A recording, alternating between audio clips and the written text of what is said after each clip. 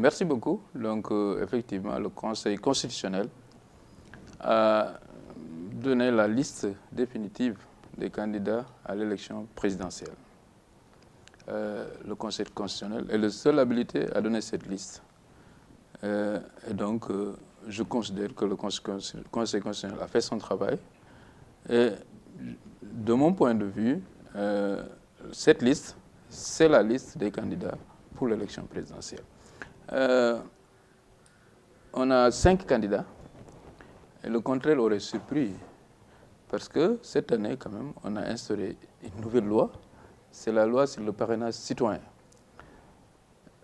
Cette loi, elle a atteint ses objectifs. Au Sénégal, on avait dit qu'il y a pléthore de partis politiques et donc, en général, pléthore de candidats. On avait, je pense, 14 candidats pour l'élection présidentielle de 2000, 47 listes pour l'élection locale, législative, la dernière élection législative. Et on aurait pu s'attendre à des centaines de candidats. On a même eu plus de 100 candidats à la candidature. Le parrainage citoyen a fait son effet et à l'arrivée, et je pense que tout le monde a eu en tout cas la possibilité d'aller voir les citoyens ont parrainé 5 candidats. Je pense qu'il faut respecter le verdict du parrainage, puisque de toutes les façons, le vote aussi c'est pareil. On va aussi aller vers les citoyens. Si on n'a pas pu les convaincre pour le parrainage, je pense qu'on doit accepter qu'on ne pourra pas les convaincre pour le vote. Et les vertus du parrainage, c'est donc 7 candidats qui ont été validés. Et à la dernière minute, on a constaté qu'il y a 2 candidats qui ont été recalés. Oui, ça ne me surprend pas parce que je pense qu'il y a 2 aspects. Il y a l'aspect parrainage, mais il y a aussi l'aspect, le fait d'être à jour ou non avec la justice. Je pense que ces 2 candidats ont des problèmes avec la justice sénégalaise. Ils ont été condamnés et je comprends que le Conseil constitutionnel n'a pas retenu leur candidature. L'opposition s'est réunie autour d'un collectif qui s'appelle le DC25, qui regroupe les 25 candidats qui ont été recalés. Ils ont récemment fait une déclaration d'engagement dans laquelle ils ont demandé à ce que les militants se regroupent autour d'eux pour, en tout cas, saboter la campagne présidentielle. Oui, je pense que l'opposition doit se ressaisir. En tout cas, ce groupe d'opposants doit se ressaisir. Vous savez, on a fait la loi sur le parrainage. Ils sont allés vers les Sénégalais. Ils n'ont pas pu réunir 1%, par exemple, à part 2, réunir 1% de 0,8% de l'électorat. Et donc, je ne pense pas qu'ils pourront convaincre les Sénégalais en tout cas, de sortir pour empêcher qu'il y ait une élection au Sénégal. Je pense que c'est plus facile de convaincre un citoyen de signer sur une liste de parrainage que de lui dire de sortir aller faire une manifestation. Donc si on n'a pas pu convaincre les Sénégalais de signer pour un parrainage, on ne pourra pas les convaincre de sortir pour aller saboter des élections. Donc je pense que c'est de la gesticulation politique qui n'a pas sa raison d'être. C'est une stratégie de la peur qui ne marchera pas. Et je pense que le 2 février, nous allons entamer la campagne électorale qui, de mon point de vue, devrait se dérouler normalement. Et vu le nombre réduit de candidats, nous devons aller vers une élection transparente. Il n'y aura pas beaucoup de possibilités d'erreur avec un décompte facile. Et au soir du 24 février, nous connaîtrons le vainqueur. De mon point de vue, ce sera le président Macky Sall. Au-delà des déclarations, il y a des actes de violence qui sont posés. D'abord, il y a le siège du candidat Fassal qui a été saccagé. Hier, lui aussi, le siège du candidat Ousmane Sonko aussi a été victime de saccage. Aujourd'hui, dans le cadre du pouvoir, il y a, je le cite, Mamboyan, qui dit avoir recruté du gros bras pour faire face à ces menaces de l'opposition. Est-ce que nous allons pas vers les élections avec une militantion? Vous savez, actuellement, effectivement, on est dans une sorte de surenchère verbale. Je pense qu'il faut arrêter la détérioration des termes du dialogue, je veux dire. Donc il faut que tout le monde sache raison garder. Nous sommes en République. Je crois à la République sénégalaise. Je crois aux forces de l'ordre du Sénégal. Je pense qu'ils sont là pour assurer la sécurité. Quand on parle de saccage, Moi, je ne peux pas me prononcer dessus parce qu'il faut qu'il y ait des enquêtes pour prouver qu'il y a eu de saccage de sièges ou quoi que ce soit. Donc moi, je fais confiance à la République, à nos forces de l'ordre pour garantir la sécurité des citoyens et qu'on puisse aller vers une élection. Donc vraiment, je lance un appel et je pense que nous, les politiques, on ne va pas faire mieux que nos lutteurs. Hein. D'habitude, quand il y a chute, ben, ils se serrent les bras ou l'un se relève l'autre. Hein. Je pense qu'on ne devrait pas faire moins, de mon point de vue. Je crains rien du tout parce que vous savez, le président Macky Sall vient de faire le tour du Sénégal. Nous y reviendrons si vous voulez. Je pense que le bilan du président Macky Sall et les perspectives du plan Sénégal émergent dans sa deuxième phase font que les Sénégalais vont massivement réélire le président Macky Sall. Je l'ai dit une fois, je le répète, en 2007, les Sénégalais ont réélu Wade sur la base de chantier. En 2019, ils vont réélire Macky Sall sur la base de vraies réalisations. Et s'il a réalisé ça maintenant, je pense qu'on peut espérer qu'il réalise encore plus les 5 ans à venir. La campagne présidentielle devrait officiellement démarrer le 3 février. Mais déjà, votre candidat est au fin fond de la campagne avec des taux d'immigration. L'opposition même d'accuse de campagne déguisée. Oui, je pense que c'est une accusation gratuite. Hein. Ce n'est pas la faute de Macky Sall si le pont a été terminé il n'y a pas longtemps à Farafenni. Ce n'est pas la faute de Macky Sall si le TR est fini le 14 janvier. Ce n'est pas la faute de Macky Sall si le viaduc de Djamala est terminé maintenant. Et Macky Sall, c'est le président de la République. Il avait un programme. Il y a des ouvrages qui viennent de se terminer. Ben, le minimum qu'il puisse faire, c'est aller inaugurer ça et communier avec les populations qui seront bénéficiaires. Ce n'est pas une opération de charme. Ben, les gens peuvent le voir comme ils veulent, mais en tout cas, je pense que c'était son devoir de faire ça. C'est si on voit la plupart même des chantiers qu'il a inaugurés, certains disent qu'ils ne sont pas encore opérationnels. Si je prends l'exemple du terre. Oui, ils ont même dit que le pont en Gambie n'est pas fonctionnel, ce qui est faux. L'autoroute Ila Touba, je l'ai pris. Le pont en Gambie, j'ai vu plein de gens qui l'ont pris. Le TR, il a été réceptionné. Et, évidemment, il y a encore du travail, mais tout le monde sait qu'il va pouvoir fonctionner bientôt. On sait que le Sénégal est maintenant doté d'un TR. Parlons de votre coalition au niveau régional. Comment elle se porte? Notre coalition, elle se porte à merveille. Nous avons reçu, après les législatives, l'arrivée de Fabou Ligay. On en avait parlé à l'époque.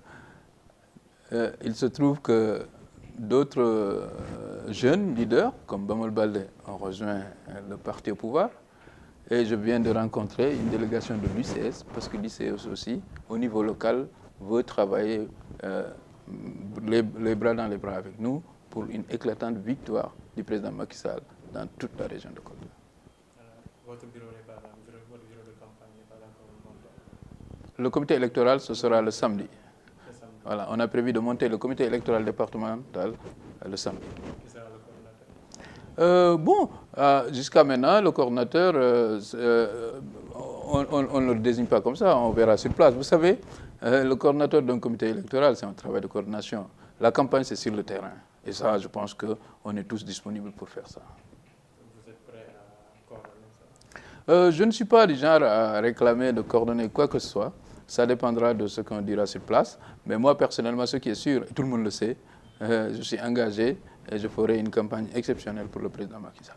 Alors, quels devraient être les débats pour la prochaine campagne présidentielle? Les débats dans la prochaine campagne présidentielle, c'est nous, le président Macky Sall, en tout cas, a gouverné le Sénégal les 7 dernières années. Comme je vous ai dit, c'est rare qu'il y ait un président, lors de son premier mandat, de faire autant de réalisations. En général, on arrive à la fin du mandat avec des chantiers ou des bouts de réalisation. Le président Macky Sall, il arrive avec des réalisations concrètes. On a, par exemple, il a fait, par exemple, 5 fois plus de kilomètres linéaires d'autoroute que le président Wade en 12 ans. Il est en train de désenclaver, par exemple, la région de Dakar avec le TER. La région de Dakar, c'est presque plus du tiers de la population du Sénégal. la prolongation de la VDN. Vous ne pouvez pas imaginer combien ça va soulager la banlieue du côté de Guédiawaye jusqu'à Tivaouane-Peulh. Mais cerise sur le gâteau, le président Macky Sall, l'une de ses réalisations les plus importantes pour nous, Casamançais, elle se trouve dans un autre pays, c'est en Gambie. Les gens disent, oui, c'est un pont qui est en Gambie. Mais c'est grâce au leadership du président Macky Sall qu'on a pu d'abord se débarrasser de Yaya Jammeh. Ça, il ne faut pas l'oublier. Donc le président Macky Sall, c'est avec son leadership qu'il a créé les conditions de confiance entre la Gambie et le Sénégal pour réaliser ce pont. Et ce pont-là, il permet à Macky Sall d'entrer dans l'histoire de notre pays et de notre vraiment sous-région. C'est un pont qui était attendu depuis l'indépendance, bien avant l'indépendance. Personne n'a jamais pu le réaliser. Dieu merci, grâce à Macky Sall, ce pont il est réalisé. Nous tous, on a rêvé un jour, en tant que jeunes Casamançais, de traverser la Gambie sur un pont. Mais grâce à Macky Sall, je pense que le 21 janvier dernier, j'ai pris pour la dernière fois le bac de Farafenni. Et ça, les Casamançais, ils ne l'oublieront jamais. Et dans quelques années, on va sentir la différence entre le fait qu'il n'y avait pas ce pont et qu'il y a maintenant le Sénégal avant le pont de Farafenni et il y aura le Sénégal après le pont de Farafenni. La géographie nous allie avec la Gambie. Ce pont, c'est une nécessité pour le Sénégal, mais c'est une chance pour la Gambie. Il ne faut pas que les gens créent des troubles. On est d'accord que le pont il est en Gambie, mais c'était une nécessité pour nous et une chance pour la Gambie. Et une chance pour la Sénégambie. Et ça va se sentir bientôt. Donc, tout le monde doit reconnaître ça et je pense que les Casamançais, le fait que les 3 capitales de la Casamance soient maintenant au plus à 6 heures de voiture de Dakar, ça va changer notre région et le Sénégal dans les 5 prochaines années. Ensuite, il y a les perspectives aussi du pétrole. Je pense que c'est des perspectives pour lesquelles le Sénégal doit avoir de l'espoir.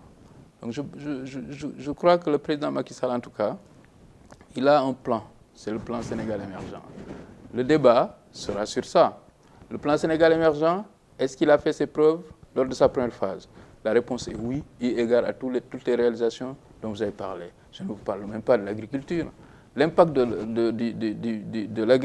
programme de Macky Sall, du PRACAS en Casamance, ça, c'est incommensurable.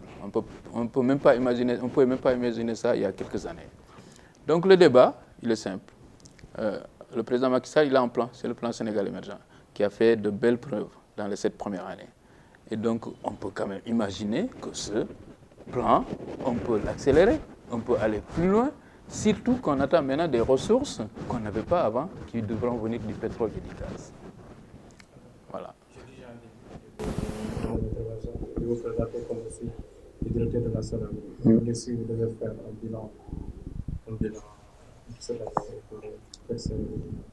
Oui, comme j'avais dit à Kolda lorsque le président est venu inaugurer l'ENO, l'hivernage 2018 avait déjà parrainé Macky Sall. C'est ça la vérité. C'est le meilleur hivernage que nous avons eu depuis 2012. En tout cas, en Casamance, dans les zones d'intervention de la SODAGRI. Vous savez, cette année, le processus a fait que, même dans le pluvial strict, c'est-à-dire sans aménagement, dans les plateaux, les vallées et bas-fonds, nous avons des rendements qui tournent autour de 3 tonnes à l'hectare. Donc il y a une production record de riz qui est connue, reconnue et constatée par tous les experts qui travaillent dans le domaine.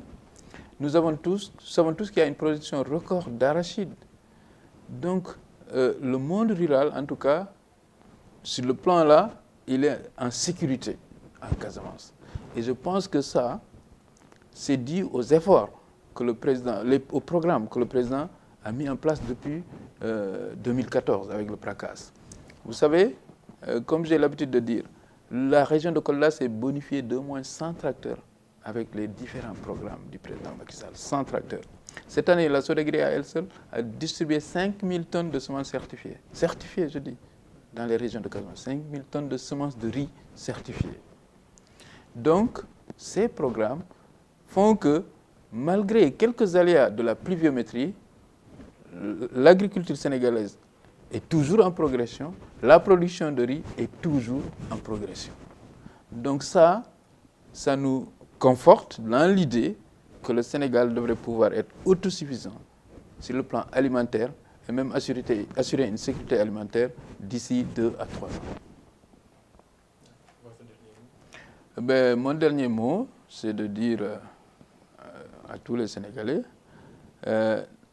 moi je fais confiance au peuple sénégalais qui sait transcender ce genre de mois.